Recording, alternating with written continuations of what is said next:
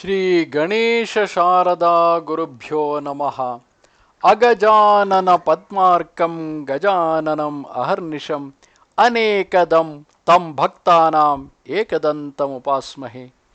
Welcome to all for this session on Ganesha Purana to chapter 68, in which we are learning about the speciality of the Durva grass or blades of Durva grass. In the previous chapter, Koundinya, who was worshipping the image of Ganesha with loads of Durva grass, and the wondering wife of him, Ashraya, was asking him, what is the use of offering a grass to the image which nobody eats? But then Koundinya went on telling her the importance of the Durva and how one time when there was a demonic fire which was completely consumed by Gajanana in order to save the Devas and others. At that time, since there the triple world is hidden inside the belly of Ganesha, in order to save the triple world, people tried everything to douse the fire, to put off the fire. So Vishnu offered the lotus, Ishvara offered his own serpent to tie around the neck so that the fire will not enter into his belly, and Varuna sprinkled the cold water. Brahma gave his two daughters, Siddhi and Buddhi, everything, but ultimately what douses the fire was offering of 21 blades of Durva grass on the head of Ganesha by the sages. So since then, Ganesha is very much fond of the Durva grass. But even after hearing that entire story, Ashraya, wife of Koundinya, was still not convinced. At that time, Koundinya told her, you do one thing, you take this single blade of grass, and with this you go to Indra Loka and ask Indra to give you the gold equivalent to this grass, equivalent to this blade, single piece of Durva grass. So she now traveled to the Deva Loka. This story was told by the horse which have come from the Ganesha Loka. If you remember in the previous story, there was a Chandala woman and a bull and a donkey, and just because they offered the Durva grass inadvertently, without knowing the importance of that, without knowing where they are offering, by mistake they put the grass which they had touched has fallen on Ganesha's foot, and because of that reason Ganesha offered them to come to the Ganesha Loka with a celestial body. So the horse which had come to pick them, they are telling this entire story. So this told, as commanded by the sage Koundinya, his wife Ashraya took a single blade of Durva grass and went to Indra in order to accomplish her beloved husband's wish. Ashraya told to him, at the command of my husband, I have come to ask you for some bright gold. So give me some, O Lord of gods. Then Indra told her, why did you come here? If a command had been made, I would have sent lots and tons of gold for you by my own power. There is no need for Ashraya to come all the way to the Deva Loka. Just a command by her would be sufficient. Indra would brought the loads of gold to her hermitage. But then Ashraya told him, the gold must be equivalent to the weight of the blade of Durva grass. O God, I will take neither more nor less than that, O husband of Shachi. Then Indra told her, messengers, please take her to Kubera's place immediately, and he will give her bright gold equivalent to a blade of Durva grass. Because Kubera happens to be the treasurer of all the Devas, and he was having the treasury of the gold. So then, with the permission of the king of gods, Indra, the gods' messengers went with her to Kubera's place in accord with the Indra's command.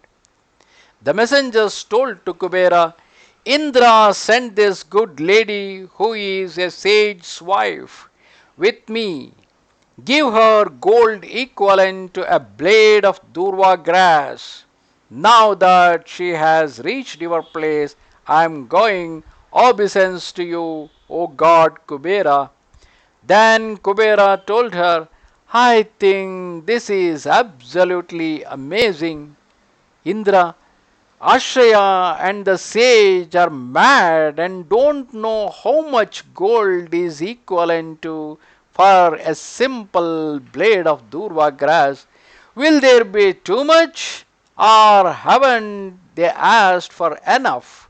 Is it something that they had become mad?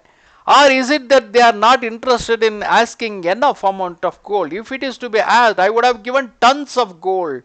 But they are asking gold equivalent to a single blade of a Durva grass.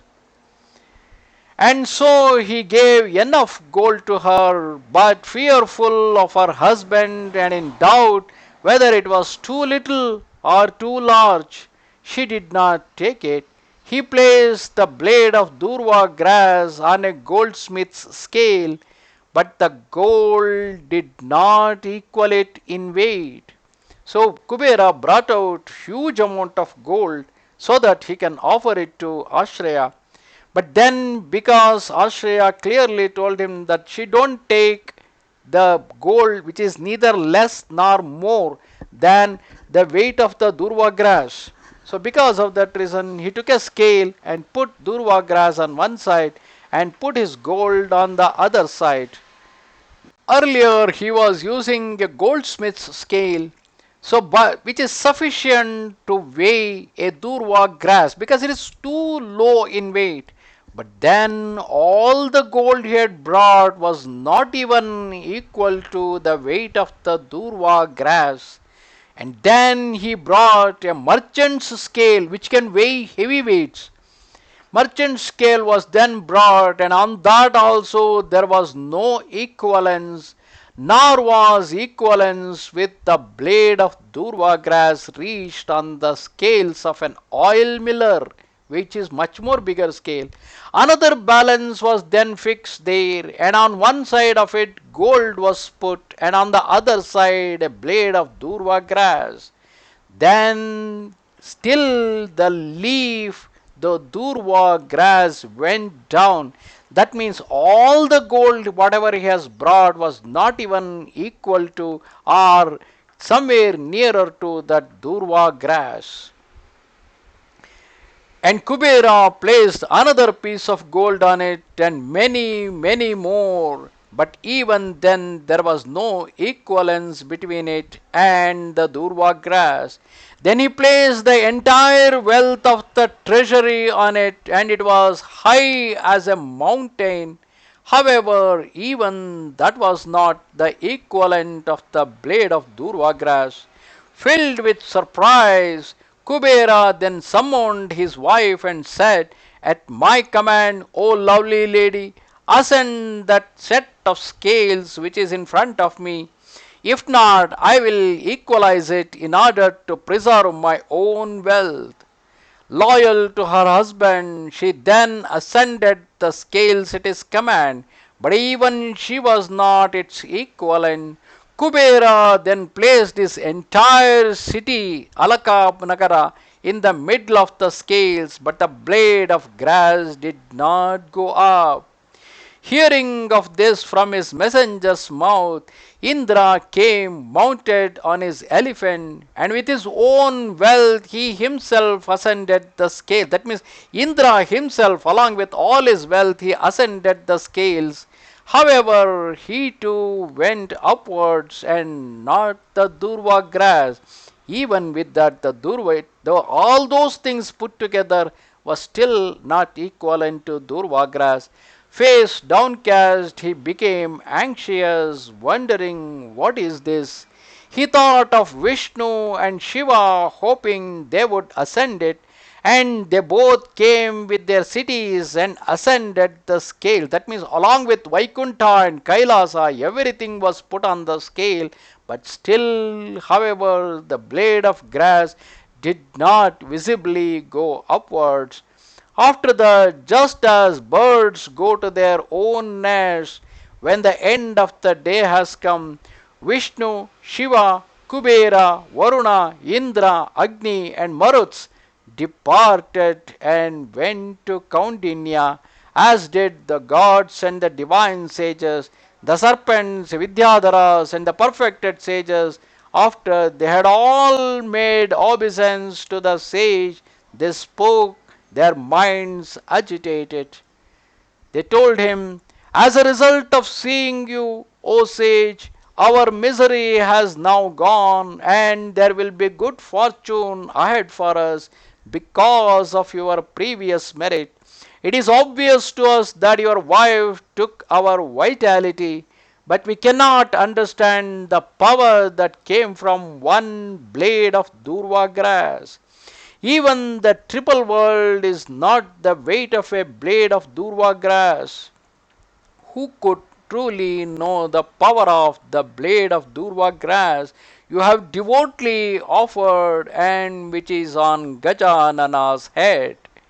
Who could really know even your power, O omniscient you are? Constantly engaged in austerities and recitation, singularly devoted to Gajanana. After saying this to the sage and having firstly worshipped Gajanana, they all honored the sage and his wife. Then they sang, danced, and performed a eulogy. Neither Brahma, nor Hari, nor Shiva, Indra, the Maruts, the nor Agni, Vivaswat, Yama, Sesha, the moon, nor Varuna, Chandramas, nor the Ashwins, nor the overlord of speech, nor Garuda, nor Kubera, nor Angirasa, fully understand the greatness of your unknown form by means of the celestial Vedas. Then, after they had all satisfied Gajanana, god of the gods, in this way, and had taken the sage's leave, each went to his own abode. On seeing this speciality of the Durva grass, that it is much more than the triple world, much more than Kubera, Angira, all the sages, all the gods, including even Brahma, Vishnu, Maheshwara, everybody, with that, after becoming acquainted with this excellent Durvamahatmya, Ashraya was filled with confidence, and at her husband's command, using Durva grass, she worshipped Vigneshwara, god of all, whom everyone worships with Durva grass. She also bowed to her truth speaking husband Koundinya, and though quite pleased, yet utterly despising herself, she said, "Because I doubted your word, there can be no woman who is as depraved as me. But now, O husband, being compassionate towards all beings and especially learned, you have corrected me through your special learning. O Lord, I have come to you for refuge, so forgive my mistake." After that, they rose in the morning and quickly gathered Durva grass, then made an offering of Durva grass to the god. After they had bathed and worshipped him with singular devotion. Now that they had become acquainted with the Durvamahatmya, they ceaselessly worshipped the God of gods morning and evening, putting aside sacrifice, gift giving, and other vratas. Understanding this, the god Gajanana, filled with huge compassion, led them to his own home. So the hosts who came along with that aerial vehicle from the Ganesha Loka, they concluded the story saying, We have now described this excellent and profound Durvamahatmya, a perfect description of which even Shesha, Hari, and Ishvara are incapable of giving. The triple world is not equal in weight to one blade of Durva grass. By the recollection, this is Durva grass, evil of three kinds is destroyed, because in recollecting it, the god Gajanana is recollected. The greatness of the sacred place called Chintamani has now been clearly described.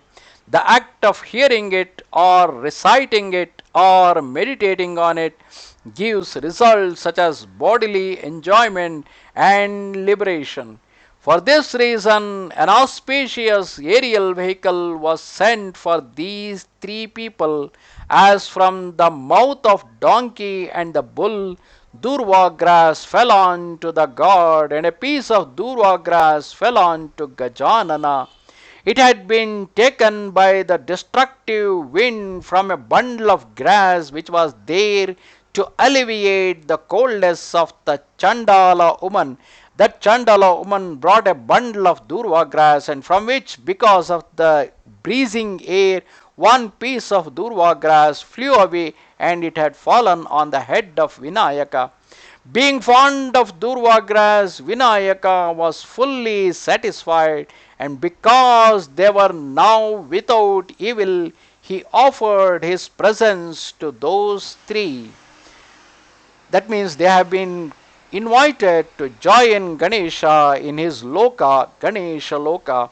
Merely by a whiff of Durva grass, the Lord become fully satisfied.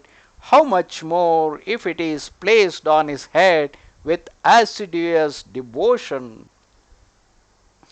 Brahma, concluding the story, he is telling, O king, none of the sages have either witnessed or heard of the power of Durva grass, but you have now heard about it from a messenger's mouth. After they had bathed and had taken blades of Durva grass, they too worshipped Vinayaka, and their servants also worshipped the splendid Gajanana with Durva grass. All of them acquired celestial bodies in luster brilliant as the sun. Wearing celestial garments and smeared with oils, they ascended an excellent aerial vehicle, while hearing all around them the cacophonous sounds of celestial instruments. Some went to Vinayaka's residence and assumed his own real appearance, while other men, citizens of town, went to watch him at a large festival, and each one worshipped him singly with 21 pieces of Durva grass. After enjoying bodily delights, they too went to Ganesha's abode, their aerial vehicle moving upwards because of the mass of their merit. Therefore, a devotee of Ganesha must worship with Durva grass. But the man who negligently omits to perform worship with that shall be regarded as a Chandala and will end up in many hells.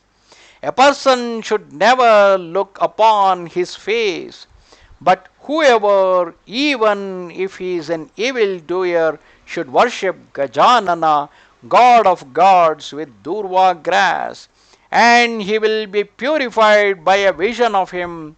When one cannot obtain such Durva grass, one should worship with only one piece of it, for worship undertaken with that will be multiplied by myriads.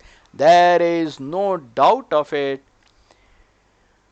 O king, the power of Durva grass and its associated traditional legends has been narrated to you in a variety of ways. By hearing about it, evil is destroyed.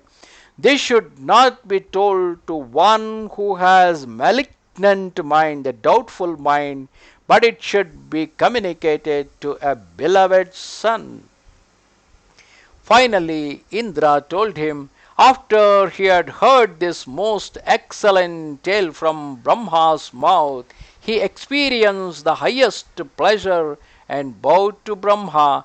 With those assent, he returned to his own house quite amazed. Thus ends Thus ends the 68th chapter of Upasana Khanda of the glorious Ganesha Purana, in which we have seen how Ashraya, wife of Koundinya, she took a blade of grass and went to Deva Loka asking for the solid gold equivalent to the weight of the Durva Grass. But then Kubera, Indra both have tried to put all their treasure on the scale, but nothing was equivalent to that blade of grass. Then even Brahma, Vishnu, Maheshwara, with all their loka, they came, with all their cities, they came and they put it on the scale, and then they realized that the Durva grass is much more than all the triple world and all the gods, all the sage put together, and such was the greatness of the Durva grass. And hence every devotee of Gajanana, while worshipping Gajanana, whatever they do, without forgetting, they should offer at least one blade of Durva grass on the head of Gajanana. Namaste Sharada Devi Kashmira Puravasini Twamaham Prarthaye Nityam Vidya Danancha Dehi Me. Namaskara. Goodbye.